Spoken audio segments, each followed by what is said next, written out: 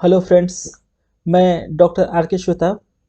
ये वीडियो जो है लास्ट वीडियो का ही कंटिन्यूएशन है, जिसमें मैंने बताया था कि जब मैं पेरीफेरल पोस्टिंग में था तो क्या चैलेंजेस थे, कैसे मैंने कुछ को सॉल्व किया और क्या क्या उससे कॉन्सिक्वेंसेस हुए। लास्ट वीडियो में मैंने तीन चीज़ मेनली डिस्कस किया था। उसमें एक तो था कि वहाँ वर्कलोड का कैसा प्रेशर रहता है, साथ में ये था कि मेडिको लीगल केसेस कैसे हैंडल करते हैं, और उसके अलावा ये मैंने डिस्कस किया था कि हमें सब तरह के पेशेंट जो है वहाँ पे देखने पड़ते हैं। अब उसी वीडियो का कंटिन्यूएशन ये वीडियो है, तो स्टार्ट करते हैं। तो ये तो तीन चीज़ मैंने ऑलरेडी डिस्कस कर चुका हूँ। जो चौथा और इम्पोर्टेंट चीज़ है जो आप हमेशा पेरिफेरल हॉस्पिटल में काम करोगे, तो वो है वायलेंस का इशू, यानी पेशेंट पार्टी के साथ मारपीट का इशू।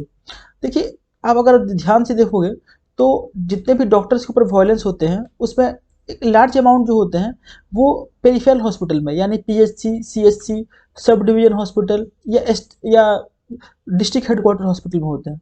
इसका कारण ये है कि जैसे आप मेडिकल कॉलेज में रहते हो तो वहाँ पे आपको अलग तरह का, आप सोच सकते हो, बैरियर है प्रोटेक्शन का।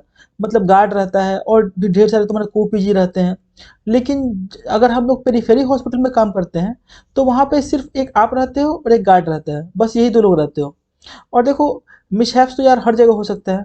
किसी ड्रग का रिएक्शन हो सकता है, कोई जो होता है ऐसे कुछ ऐसी घटनाएं हो सकती हैं जो कि आप एक्सपेक्ट नहीं किए हो। या कई बार क्या होता है कि पेशेंट पार्टी जो है वो भी बहुत प्रेशर बनाता है, या फिर जो लोकल लीडर होते हैं, स्पेशली पेरीफेरी में आप जाओगे तो लोकल लीडर बहुत ढेर सारे होते हैं। पता नहीं यार इतने लीडर कहाँ से आते हैं। मैं मतलब मेडिकल कॉलेज में था तो हार्डली कोई लीडर, बहुत कम बार ऐसा होता था कि कोई लीडर आके और लोकल लीडर आके झगड़ा कर रहा है। लेकिन पेरीफेरी में तो यार हर कोई लीडर है, हर तीसरा इंसान जो है किसी न किसी पार्टी के साथ जुड़ा हुआ है। और कुछ ना कुछ कारण से वो लोग आते रहेंगे और कई बार आपको परेशान करते रहेंगे। तो ऐसी घटनाएं जो है वायलेंस की होना वो कॉमन है। तो आपको इसके लिए मेंटली प्रिपेयर रहना पड़ेगा कि आप उसको कैसे मैनेज करोगे, और बात हो कैसे मारपीट तक ना पहुंचे उसके पहले आप जो है मैनेज करोगे। ऐसे मेरे साथ भी एक दो घटनाएं हुई हैं, मैं आपको बताता हूँ। एक बार क्या हुआ, रात के 10:30 बजे के आसपास एक स्नेक कैचर आया। स्नेक कैचर जैसे आप देखते हैं, जो स्नेक प्रोफेशनल होते हैं, स्नेक पकड़ते हैं, सांप पकड़ते हैं, उसको एक सांप ने काट लिया था, और काटा था बैक ऑफ एंकल। तो कोई लोकल साइड स्वेलिंग था और कोई प्रॉब्लम नहीं था। तो मैंने बोला ठीक है जाओ, अभी तो कोई तुमको सिम्टम नहीं है, WBC टेस्ट करा लो, मैंने होल ब्लड क्लॉटिंग टेस्ट जो हम करते हैं, जिसमें कि ब्लड लेके और चेक करते हैं कि ब्लड क्लॉट हो रहा है या नहीं हो रहा है। अगर ब्लड क्लॉट नहीं हो रहा होता है तो वो हीमोटॉक्सिक स्नेक होता है। अब क्या हुआ, वो गया सिस्टर के पास कराने के लिए। वहाँ वो बोला कि मैं इसका वीडियो बनाऊंगा, मतलब जब ब्लड ड्रॉ कर रहा है उसका मैं वीडियो बनाऊंगा। ऑब्वियसली यार, हर कोई भी कर्मचारी होता है वो ब्लड वीडियो से तो डरता ही है। तो सिस्टर ने और साथ में एक ड्रेसर थी, उसने कुछ ऐसा, कुछ आपस में उन लोगों का बाता बाती हो गया, मतलब शायद उसने मना किया होगा या ऐसे कुछ हुआ होगा। और फिर उसके बाद वो गुस्सा हो गया पूरा, आके मेरे को बोला कि नहीं ऐसे कैसे चलेगा, हम लोग इतना जान देते हैं, अब लोग को बचाते हैं और हमारे साथ मिसबिहेव हो रहा है। मैं लोग को बुलाऊंगा, मारपीट करूंगा, झगड़ा करूंगा। फिर मैंने बहुत मुश्किल से उसको समझाया। आधा घंटा से 1 घंटा लग गया, उसने बहुत लोगों को बुला भी लिया था, लेकिन मैंने किसी तरह से करके उसको समझाया कि यार इतनी छोटी छोटी बातों पे इतना प्रेशर नहीं लेते हैं, है कि नहीं। ऐसे ही कई बार क्या होता है, जैसे कि एक चीज़ होता है, इसको बोलते हैं हम लोग एनाफाइलेक्टिक शॉक। जैसे कोई भी ड्रग होता है वो एनाफाइलेक्सिस कर सकता है, मतलब थियोरेटिकली तो कर ही सकता है। इसमें एएसवी ड्रग है जो एंटी स्नेक वेनम, जो कि हम लोग सांप काटने पे देते हैं, उससे एनाफाइलेक्सिस बहुत कॉमन है। मतलब एनाफाइलेक्सिस जो होता है वो अलग अलग तरह का होता है। जनरली क्या होता है ना, अगर कोई ड्रग रिएक्शन करता है तो लाल लाल चकत्ते हो जाते हैं, ये रैश जिसको बोलते हैं, या फिर खुजली बहुत ज़्यादा होता है। ये तो कॉमन एनाफाइलेक्सिस है जो कि होता है। और एक आध केसेस में ऐसा होता है कि अचानक से पेशेंट बिल्कुल एनाफाइलेक्टिक शॉक जिसको बोलते हैं उसमें चला जाता है, ब्लड प्रेशर लो हो जाता है, पेशेंट जो होता है वो अनकॉन्शियस टाइप से हो जाता है। एक बार ऐसा हुआ कि एएसवी देने के विदिन सेकंड जो है एक पेशेंट जो है वो एनाफाइलेक्टिक शॉक में चला गया, 30-35 साल का आदमी। मतलब मैंने किसी तरह से उसको मैनेज किया, वहाँ पे बता नहीं सकता कितना डिफिकल्ट था वो।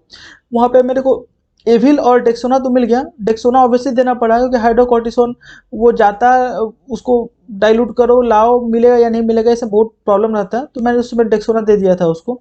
लेकिन एड्रेलिन अवेलेबल नहीं था, और प्रॉब्लम क्या है, वो बाहर भी अवेलेबल नहीं था, मतलब मेडिसिन स्टोर में भी अवेलेबल नहीं था। पर एनी हाउस मैंने फ्लूट बोलस देख के फिर डेक्सोना देख के उसको मैनेज किया।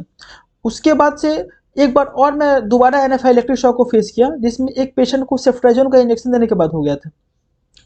हालांकि उस समय तक मैं समझ गया था कि ऐसे ऐसे कंडीशन हो सकते हैं, तो इसीलिए मैं क्या करता था, जो पहला केस हुआ था जिसमें एएसबी से रिएक्शन हुआ था, उसके बाद मैंने क्या किया था कि मैं कटक वापस गया था और मैंने पूरा एक जो भी इंपॉर्टेंट ड्रग्स हैं उसको खरीद के अपने पास रख लिया था। इंपॉर्टेंट ड्रग्स मतलब एटलीस्ट एट्रोपिन, नियोस्टिगमिन, एड्रेनलिन, और आपको नेबुलाइजेशन के लिए डिओलिन या लेवोलिन जो भी आपके पास हो, इसके अलावा एविल, ये सब जो है बहुत ही इंपॉर्टेंट ड्रग है जो आपको कभी भी इमरजेंसी में लाइफ सेविंग ड्रग्स हैं, और इस पे आप कोई रिस्क नहीं ले सकते, आपको अपने पास रखना चाहिए। और मेरा भी यही सजेशन है कि अगर आप पेरीफेरी में काम कर रहे हो तो एटलीस्ट ये 5-6 ड्रग मतलब एड्रेनलिन, एट्रोपिन, नियोस्टिगमिन देते हैं स्नेक बाइट केसेस में, उसके अलावा एविल, डेक्सोना मतलब डेक्सामेथासोन, और साथ में नेबुलाइजेशन के लिए जो ड्रग्स है वो आपको अपने पास बैग में हमेशा रखना चाहिए। मिडाजोलाम भी रख सकते हो, कई बार क्या होता है कि वो सीजर केस में मिडाजोलाम अवेलेबल नहीं होता है या फिर मुश्किल होता है कई बार अगर अवेलेबल नहीं हो तो। हाँ, ये ड्रग आपको तो मैं रखता था, और अगर कभी भी ऐसा हुआ तो मैं उसमें से देता था। और ये लाइफ सेविंग टेक्निक है। मतलब एक्चुअली क्या है कि आपको पेशेंट को बचाना है, पर पेशेंट से पहले खुद को बचाना है। क्योंकि जैसे मान लो कोई पेशेंट है, आपने उसको एएसवी दिया और उसको रिएक्शन हो गया, तो वो अगर कॉन्शियस है तो लोग तो यही बोलेंगे कि यार आप पहले तो ठीक था, आपने जो सलाइन चढ़ाया उसके बाद जो है उसको रिएक्शन हो गया, और देखो आपने क्या गलत इंजेक्शन दे दिया है। तो इसीलिए जो ड्रग्स, ऐसे ड्रग जो कि नोन टू हैं रिएक्शन कॉज करने के लिए, आपको पहले पेशेंट से प्रॉपर काउंसलिंग करके उन्हें कंसेंट ले लेना चाहिए। पर फिर भी कंसेंट होने के बाद भी अगर ये रिएक्शन होता है तो आपके पास उसका ट्रीटमेंट अवेलेबल होना चाहिए एटलीस्ट, जब तक आप रेफर नहीं कर पा रहे हो तब तक। ये बहुत ज़रूरी है और ये आपको बहुत बार काम आएगा। इसके अलावा क्या है कि अगर आप नए, जनरली ये चीज़ नए पीजी जो पास आउट होते हैं या नए एमबीबीएस करते हैं, वो है कि आपको सब कुछ मैनेज नहीं करना है, या सब कोई भी बीमारी को लास्ट स्टेज तक मैनेज करना जरूरी नहीं है। अगर आपको लगता है कि वो बीमारी आपके कंट्रोल से बाहर हो रहा है या पेशेंट सीरियस हो रहा है, तो आपको प्राइमरी ट्रीटमेंट देके उसको रेफर करना है। लेकिन आप रेफर नहीं करोगे तो लोग गुस्सा करेंगे कि आपने क्यों नहीं रेफर किया, हम उसको हायर सेंटर में ले जाते। तो आपको अपना प्राइमरी ट्रीटमेंट दे देना है, जो आप जानते हो उतना दे देना है, और रेफर कर देना है। अगर पेशेंट पार्टी एडमेंट है कि हम रेफर होना ही चाहते हैं, तो कभी भी पेशेंट को रखना नहीं चाहिए, उसको रेफर करना चाहिए। और इट्स ऑलवेज बेटर कि आप रेफर कर दो, बजाय कि अपने पास रख के जो है उसका ट्रीटमेंट करते रहो। ठीक है। इसके अलावा क्या है कि आप देखोगे तो वहाँ पे जो है मीडिया के लोग भी बहुत एक्टिव रहते हैं, आप पेरीफेरी में काम करोगे तो। वो क्या है ना, आजकल हर कोई मोबाइल लेके घूमता रहता है, तो मोबाइल लेके घूमते रहेंगे। थोड़ा भी प्रॉब्लम हुआ, मान लो कि किसी रीजन से डॉक्टर 5 मिनट लेट पहुंचा, या कोई ड्रग का रिएक्शन हो गया, या फिर कुछ ऐसा हो गया कि कोई पेशेंट कॉल कर रहा है और आप थोड़ा लेट से पहुंचे, तो ये लोग कई बार क्या होता है कि उसको रिपोर्ट कर देते हैं, और ये फालतू का टेंशन रहता है। तो आप इसके लिए बेटर है कि आप एटलीस्ट अपना ड्यूटी तब टाइम से जाओ, टाइम से काम करो, और साथ में जो मीडिया वाले हैं उनसे भी ठीक ठाक रिलेशन बना के रखो तो अच्छा रहेगा। मतलब बेवजह का किसी से टेंशन मोल लेने का कोई मतलब नहीं है अगर आप पेरीफेरी पोस्टिंग में हो तो। इसके अलावा क्या होता है, पेरीफेरी पोस्टिंग में आपको अपने तो आप तो पेशेंट देख रहे हो तो ठीक है, उसके अलावा भी आपको बहुत ढेर सारे काम करने पड़ते हैं, वो भी एक अलग तरह का स्ट्रेस तो नहीं बोलूँगा, लेकिन एक वर्कलोड है। जैसे मान लो मैं पीडियाट्रिशियन था, तो मेरे पे जिम्मेदारी थी कि कोई भी एएफपी केस यानी एक्यूट फ्लैसिड पैरालिसिस, जनरली जो जीबीएस आते हैं उनका रिपोर्टिंग करना है। अब प्रॉब्लम क्या हुआ कि 1 साल के अंदर मतलब मेरे को केस मिल ही नहीं रहे थे, आते ही नहीं थे, या तो डायरेक्ट शायद चले जाते थे, या उस एरिया में उस साल नहीं थे, और ऊपर से प्रेशर आ रहा था कि आप पीडियाट्रिशियन हो फिर भी आप रिपोर्टिंग नहीं कर रहे हो। फिर अल्टीमेटली जाके 1-2 केस मिले मेरे को जो कि जीबीएस सस्पेक्टेड थे, तो मैंने उनका स्टूल सैंपल भेजा। तो ये भी होता है। इसके अलावा जैसे मान लो मैं पीडियाट्रिशियन हूँ, तो मेरे को मेक श्योर करना है कि एनआरसी जैसे न्यूट्रिशन रिहेबिलिटेशन सेंटर होता है, और एसएनसीयू, इसे पेशेंट जो है वो मैंने रहे, मैंने कुछ एडमिशन करके मैं रखूँ। तो कई बार क्या होता है, जैसे कोविड चल रहा था, तो उस समय क्या हुआ कि अचानक से पेशेंट लोड जो है बिल्कुल डिक्रीज कर गया था। तो एनआरसी में जो थे पेशेंट बिल्कुल मतलब ऑलमोस्ट नील हो गए थे। एसएनसीयू में तो फिर भी बच्चे आते थे न्यूबॉर्न, तो उनको रखते थे। तो फिर उस समय कंप्लेन आ गया था कि आप फिर भी आपके रहते हुए भी एनआरसी खाली रह रहा है।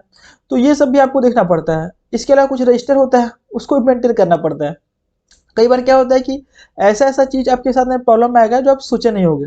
जैसे मैं स्टार्टिंग में गया था, तो एक मैंने मेरे जो सब डिवीजन के अंदर जो एक हॉस्पिटल एक गांव था, उसमें से एक पत्रकार ने रिपोर्टिंग किया था कि वहाँ पे कुछ मिस्टीरियस डिजीज से 10 से 15 बच्चे लोगों का डेथ हो गया है, और उसने फोटो में सिर्फ बच्चों का फोटो लगाया था। तो ऑब्वियसली डीएम ने उसका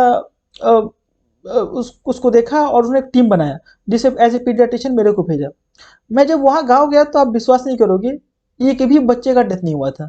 वो या तो एडल्ट पेशेंट थे, वो भी मुश्किल से, वो तो 15 लिखा था, मुश्किल से 1 या 2 पेशेंट थे जो कि लास्ट 1 ईयर में डेथ हुआ था। मैं बोला क्या यार, क्यों ऐसा किया? तो बाद में पता चला कि वो कुछ झगड़ा हो गया था उसका पत्रकार का, लोकल जो लीडर है उससे, तो इसीलिए उसने उसको बदनाम करने के लिए ऐसा लिखा था। इसी तरह ढेर सारा ट्रेनिंग भी होगा, जैसे टीबी ट्यूबरकुलोसिस के लिए ट्रेनिंग होगा, ये सब जो है आपको जाके अटेंड करना पड़ेगा वहाँ पे। ये सब तो खैर चलते रहता है, मतलब आप पेरीफेरी में हो तो ये एक्सपीरियंस है, लाइफ एक्सपीरियंस जो आपको मिलता रहेगा। ठीक है, हाँ। इसके अलावा जो नेक्स्ट प्रॉब्लम होता है वो है लोकल क्वैक से। क्वैक मतलब झोला छाप डॉक्टर जिसको बोलते हैं, जो कि ट्रेंड नहीं है, मतलब जिन्होंने सीख लिया है ऐसे करते करते, मैंने किसी डॉक्टर के अंदर काम करके सीख लिया है, या कंपाउंडर जैसे भी हो, या फिर मेडिसिन वाले स्टोर वाले भी ऐसे कभी कभी करते हैं। प्रॉब्लम क्या है, जैसे कि मान लो कि आप तो मेडिकल कॉलेज से फ्रेश पास आउट हो, तो आप तो हमेशा कोई भी चीज़ सोचोगे कि हम ट्रीटमेंट प्रोटोकॉल के हिसाब से दें। मैक्सिमम जैसे मैक्सिमम फीवर्स क्या होते हैं, फीवर में तो मैक्सिमम वायरल ओरिजिन होता है, तो हम लोग एंटीबायोटिक अवॉइड करते हैं। लेकिन वहाँ आप जाओगे तो अगर आप एंटीबायोटिक नहीं लिखोगे तो बाहर का मेडिसिन स्टोर बोल देगा, अरे ये कैसे डॉक्टर हैं, ये एंटीबायोटिक नहीं लिखते हैं, बच्चा कैसे ठीक हुआ तुम्हारे।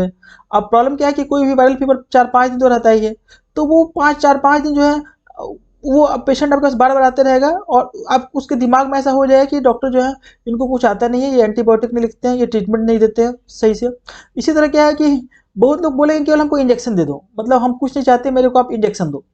अब आप बोलोगे यार ये हर चीज़ में इंजेक्शन देते हैं, लेकिन पता नहीं, नहीं बोलेंगे आपको क्या प्रॉब्लम है, हम इंजेक्शन देना दिलवाना चाहते हैं अपने बच्चे को तो, या फिर इसको तो। उसके अलावा क्या है कि लोगों के मन में ऐसा धारणा बना हुआ है कि कोई भी स्किन इन्फेक्शन होगा ना, तो उसमें बिना इंजेक्शन के ठीक नहीं होगा, तो बोलेंगे इंजेक्शन दे दो यार। तो मतलब बहुत बार ऐसा लगता है कि यार क्या कर रहे हैं हम। उसके बाद क्या होता है कि जैसे जो लोकल लैब जो टेस्ट करते हैं, वो भी क्या होता है एक्चुअली मैक्सिमम उसे जो होते हैं सीखे होते हैं, मतलब वो कुछ डिग्री नहीं होता उनका, जैसे डीएमएलटी ये सब नहीं होता, वो सीखे रहते हैं। अब जैसे टाइफाइड का विडाल टेस्ट है, तो बुक्स में जो हमारे पीडियाट्रिक्स बुक में लिखा है कि 1:160 डाइल्यूशन से ज़्यादा होने पे हम लोग टाइफाइड को पॉजिटिव मानते हैं। पर उनका क्या है कि 1:20 हो, 40 हो, 1:80 हो, कुछ भी हो, वो बोल देंगे टाइफाइड है। अब वो पेशेंट आके आपका सर खाएगा कि सर मेरे को टाइफाइड आ गया। आप बोलोगे यार पहले तो यार एक दिन में फीवर में कोई जरूरत नहीं है टाइफाइड टेस्ट कराने का। बोला नहीं, मेरे में तो टाइफाइड महीनों महीनों रहता है, तो रिपोर्ट आया तो आप इंजेक्शन क्यों नहीं दे रहे हो मेरे को। आप मना करोगे लेकिन वो मानेंगे नहीं, तो आपको अल्टीमेटली क्या करोगे, इंजेक्शन देना पड़ेगा। कई जगह उनको समझा सकते हो तो समझा पाओगे। ऐसे ही क्या होता है कि पता नहीं क्यों लोगों में ऐसा धारणा है कि जितनी बीमारियां होती हैं वो उसका दो ही कॉज है मेनली, या तो ईओसिनोफिलिया या फिर गैस्ट्राइटिस। मतलब मेरे को आज तक समझ में नहीं आया, मतलब ये कैसे कॉज करती है। कुछ भी होगा, शरीर दर्द कर रहा है इसनोफिलिया हो गया, फीवर हो रहा है तो क्यों हुआ, इसनोफिलिया से हो गया, या गैस से हो गया। मतलब समझाते समझाते आप परेशान हो जाओगे, यार इसनोफिलिया या गैस्ट्राइटिस ये सब बीमारी का कोई रिलेशन नहीं है। तो बुखार हो गया तो क्यों हो गया, तो उसके लिए जो है हमको इसनोफिलिया सर रहता है, आप दवाई कुछ दो दे के ठीक करो, है कि नहीं। तो ये सब भी एक मतलब इशू रहता है। ऐसे ही जैसे मान लो कि बहुत लोग ऐसे होते हैं जो मैंने पेरीफेरी में रहते हैं, जो कि क्वैक जिसको बोल रहे हैं, वो लोग उनको पूरा नॉलेज नहीं रहता। जैसे मान लो अमिकासिन इंजेक्शन है, इसका यूज़ हमेशा हम लोग अक्सर करते हैं मेडिकल कॉलेज में, अगर किडनी फंक्शन ठीक है तो। पर प्रॉब्लम क्या है, वहाँ पेरीफेरी में कई लोग ऐसे आपके ऊपर डाउट करेंगे, बोलेंगे अमिकासिन से तो किडनी खराब होता है, ये आप क्यों दे रहे हो, आपको आता नहीं है कुछ। ऐसे ही केस आते रहेंगे। इसके अलावा क्या होता है, कई बार लोग का डिमांड भी बहुत वियर्ड हो जाता है। जैसे कुछ लोग रहेंगे वो जैसे ही ब्लड प्रेशर मशीन देखेंगे वो बोलेंगे सर मेरा बीपी चेक कर दो। मतलब बीपी चेक करना इज नॉट ए प्रॉब्लम, लेकिन अब मान लो कोई फीवर के लिए आया 25 साल का इंसान, कोई और केस नहीं, लेकिन वो सिर्फ बीपी मशीन देख के बोलेगा बीपी चेक कर दो। अब प्रॉब्लम क्या है कि दिन भर में 150 से 200 पेशेंट आएंगे, मतलब आप देखोगे अब किसका किसका बीपी चेक करोगे। वैसे ही कुछ लोग आएंगे, बोलेंगे सर आप ऐसा करो कि मेरे पूरे फैमिली मेंबर्स के लिए अलग अलग पर्ची वो बनवा लेंगे, क्योंकि मेडिसिन तो फ्री मिलती है गवर्नमेंट में। तो बोलेंगे सर आप इसके लिए, मतलब मान लो मेरी वाइफ के लिए, मेरे बच्चे के लिए सेट्रिजिन लिख दो, या फिर मोन्टेलुकास्ट लिख दो, गैस गैस का मेडिसिन लिख दो, कुछ बी कॉम्प्लेक्स टाइप का सिरप लिख दो जिससे कि हम ले जाएं। तो बोलोगे यार कितना लिखवाओगे, मतलब एक आदमी आ रहा है 4-4 5-5 पर्ची बना के ले जा रहा है, जबकि वो पेशेंट भी उसके साथ नहीं है। और मना करोगे तो बोलेगा नहीं सर आप क्या हुआ, आप या हमारे हॉस्पिटल में क्या हम मेडिसिन नहीं लेंगे क्या, आप हमको मना ऐसे कैसे कर सकते हो।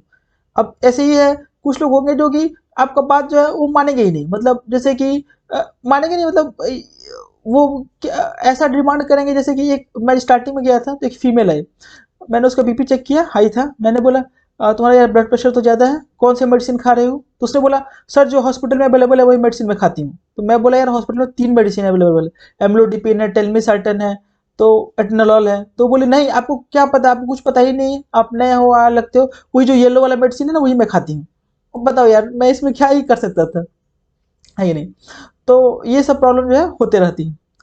तो यार अब वीडियो तो 16-17 मिनट्स का हो गया है ऑलमोस्ट। मैं अभी इसको कंक्लूड करता हूँ। एक और मैं वीडियो बनाऊंगा जिससे मैं कंक्लूजन बताऊंगा सब चीज़ का, और एक आध और प्रॉब्लम जो हो सकता है। Thank you for watching.